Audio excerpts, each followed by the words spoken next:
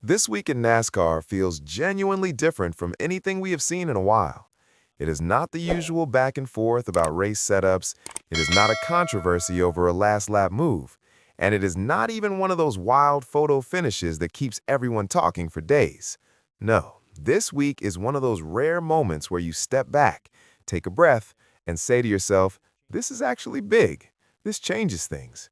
Because right now, two completely separate situations are unfolding at the same time, and both of them are hitting the sport in a serious way. One story is about a driver who is desperate to get back behind the wheel but simply cannot, no matter how badly he wants to. The other is about a moment that went too far, a line that got crossed, and NASCAR stepping in to make sure everyone understands that there are real consequences for what you say, even outside of the car. These are not small side stories. These are the kinds of situations that affect standings, shake up opportunities for other drivers, and change how we look at certain people in this sport for a long time to come. So if you care about what is really going on in NASCAR right now, not just what is happening on the track, but everything surrounding it, you need to stay with us through this one. And before we get into it, if you're new here, welcome to Fast Lane News. This channel is run by real NASCAR fans who follow this sport every single week and want to bring you honest, straightforward coverage of everything going on. We are still a small and growing community, and if you enjoy what you watch here today, please take a second to like this video, drop a comment with your thoughts, and share it with anyone you know who loves NASCAR. We are working toward our first 100 subscribers, and every single one of you makes a difference. We would love to have you along for the ride. Now, let us get into it. The first story is honestly one that is painful to talk about, not because of anything controversial or dramatic, but just because it is one of those situations where you genuinely feel for the person involved. We are talking about Alex Bowman, the driver of the number 48 car for Hendrick Motorsports. What started as what seemed like a minor concern has now grown into something far more serious and far more extended than anyone initially expected. Alex Bowman is not just missing one race. He is not sitting out for a weekend to rest up and come back fresh. He is now officially confirmed to miss 3 more Cup Series races, which means he will be absent from Darlington, Martinsville, and Bristol. 3 races. And when you add those to the ones he has already missed before this announcement, you're looking at a total absence of at least 6 weeks. 6 full weeks away from competing at the highest level of stock car racing. Now, when people first heard the reason, some might have brushed it off without fully understanding it. The condition keeping Bowman out is vertigo. And if you've never experienced vertigo yourself or never looked into what it actually does to a person, you might think it sounds minor, just a little dizziness, right? Nothing too serious. But that thinking could not be further from the truth. Vertigo is a condition that causes intense and often debilitating dizziness, a feeling that the world around you is spinning or tilting even when you're completely still. It causes disorientation, loss of balance, and in severe cases can make it almost impossible to function normally in day-to-day life. Now take that and put it inside a NASCAR Cup Series car traveling at nearly 200 miles per hour, surrounded by 39 other cars doing the same thing, with split-second decisions being made constantly. There is absolutely no version of that scenario that ends safely. 0. You cannot compete at that level when your body is betraying your sense of balance and direction. It's not just risky, it's genuinely dangerous, and not just for Bowman, but for every other driver on that track. This is exactly why Hendrick Motorsports has been so firm and so clear in their approach to this situation. They are not pushing him to come back early. They are not looking for creative ways to get him back in the car ahead of schedule just to keep the season from slipping further away. They have made it completely obvious that the only thing that matters right now is that Alex Bowman is healthy, genuinely healthy, before he ever gets back into that car. And honestly, that tells you a lot about the organization, because in a sport that is intensely competitive, where every race missed is points lost and playoff hopes fading, choosing the health of a driver over the results is not always the easy call, but it is clearly the right one, and Hendrick Motorsports is not budging on it. Looking at the calendar, with the Easter off weekend falling right after the Martinsville race, the earliest realistic window for Bowman to return would be the Kansas race on April 19th. But even that is not certain. Nobody is making that promise right now. The honest answer from everyone around the situation is that he comes back when he is fully ready and not a single moment before. So, realistically, we could be looking at a driver who misses well over a month of competition. And in a season where every point matters, where the playoff cutoff is brutally competitive, that's an enormous mountain to try and climb. When you look at where Bowman sits in the standings right now, the numbers are tough. He's currently 36th, and he's already sitting 94 points below the playoff cut line. Those are not numbers that get erased easily, even when you're racing every week at a high level. Trying to make that up while also missing more races is, to be blunt about it, an incredibly difficult task. His chances of making the playoffs this year are very slim. And you know what? The honest truth is that those playoff odds aren't really what anyone around him is focusing on right now. Hendrick Motorsports isn't sitting around calculating point scenarios. The team is not putting pressure on him from a competition standpoint. And true fans of the sport understand why. This is about a person's health and well-being, and everything else is secondary to that. We've seen in NASCAR's history what happens when drivers try to push through something they shouldn't, when they try to gut it out for the sake of the team or the season or the standings. Sometimes it works out, but sometimes it ends badly, and the risk is never worth it. With something like vertigo, where the condition can come and go and can feel manageable one moment and completely overwhelming the next, you simply cannot take any chances. If it's not 100% gone, you do not get in the car. That has to be the standard. And by all accounts, that's exactly the standard being applied here. It's a hard situation.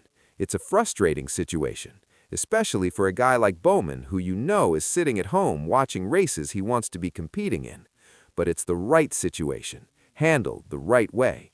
Now, the second story that has been dominating NASCAR conversations this week is a very different kind of situation. This one is not about health or recovery. This one is about accountability, and it carries its own kind of weight. Daniel Dye has been indefinitely suspended by NASCAR, not for a race, not for a weekend, indefinitely, with no set timeline for when or if he will be allowed to return. Here is how it all unfolded. Dye was doing a live stream online where he was opening trading cards, which is a pretty common kind of content you see athletes and sports personalities doing these days. It is casual, it is social, it is the kind of thing fans enjoy watching. But during that stream, Dye made comments related to IndyCar driver David Malukas, and the language he used crossed the line. Specifically, it crossed the line established in NASCAR's own rulebook under Section 4.3c, which makes it very clear that drivers and competitors are not allowed to make public comments that disrespect or target someone based on their race, gender, religion, or similar characteristics. NASCAR reviewed what was said, made their determination, and the suspension came quickly. No long, drawn-out process, no waiting around to see how the public would react. The decision was made, and it was made firmly. But it did not stop there. Dye's own team, Cowwig Racing, also moved immediately. Once they were made aware of what happened, they suspended him as well, without hesitation. So this was not just NASCAR drawing a line from the top. The people closest to him, his own organization, backed that decision up right away. That kind of unified response sends a message that goes beyond just one driver's situation. It says to everyone in the garage and to everyone watching from the outside that this behavior has consequences, and those consequences are real.